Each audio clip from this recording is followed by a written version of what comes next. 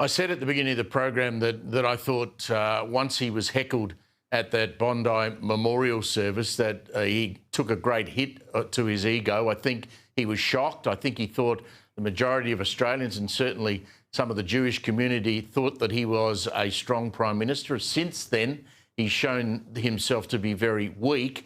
You believe that his personal feelings have driven this piece of legislation that you're looking at right now? Well, exactly. He's had his ego dented and he's angry that he's been forced into a Royal Commission he didn't want to have because it will unearth the culpability of the failings of his government since the 8th of October 2023 in Sydney and beyond and across Australia.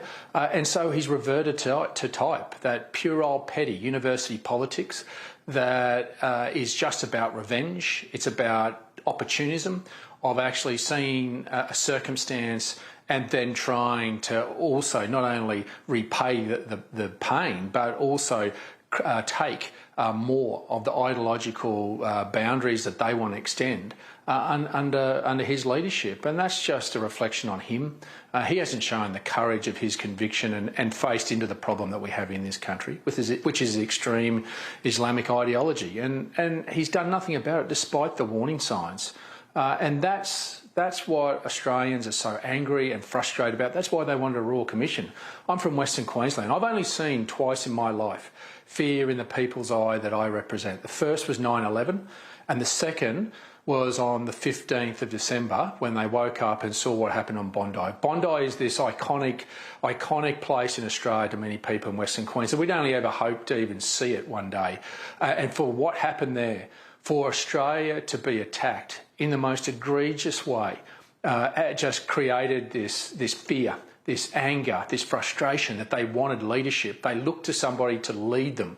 And instead, the Prime Minister looked for political diversions on guns and anything else. And then when it came his moment of actually having a Royal Commission and then facing up to what needs to happen, stopping these imams and facing up to anti-Semitism in this country, he looked to politics again. Not to the courage of his own conviction and what's in the Australian people's minds and in their eyes and their hearts at the moment. They want this fixed. This is not the Australia that we grew up in.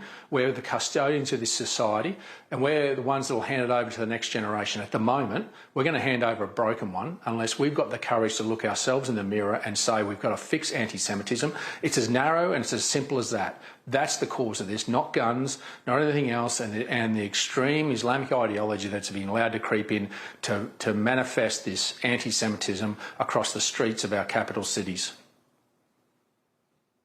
You're the leader of one half of the coalition. The Australians quoted this afternoon, and I'm loath to say this, but unnamed Liberal Party, senior Liberal Party members saying they are surprised that Susan Lee said today that on Monday next week, when Parliament resumes, that the coalition will have an alternative hate speech bill or hate speech amendments. Does that surprise you, or are you across that detail and is that what's going to happen? Well, no, that's a surprise to me, and from the conversations I've had in the leadership between the National and Liberal Party, there will be no alternate bill, or hate speech bill.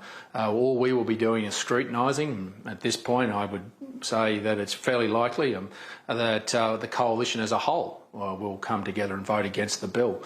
So I was surprised, and I don't know whether there's some confusion about what was said in Susan Lee's press conference, but what she has said very clearly previously is that we would legislate much of the report, all the report I should say, of what the Special Envoy into Anti-Semitism put in her report back in June last year.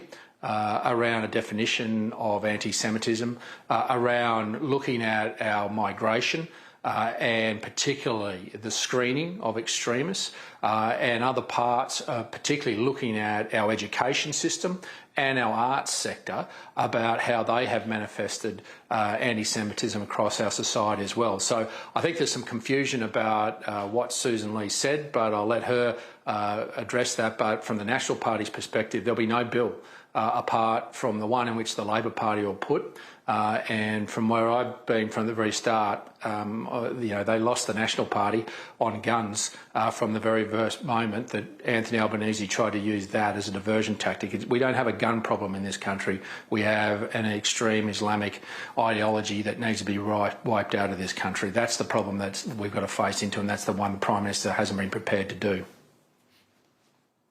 Well, you've got a big week in store next week. David Littleproud, thank you very much for joining us. Thanks for having me.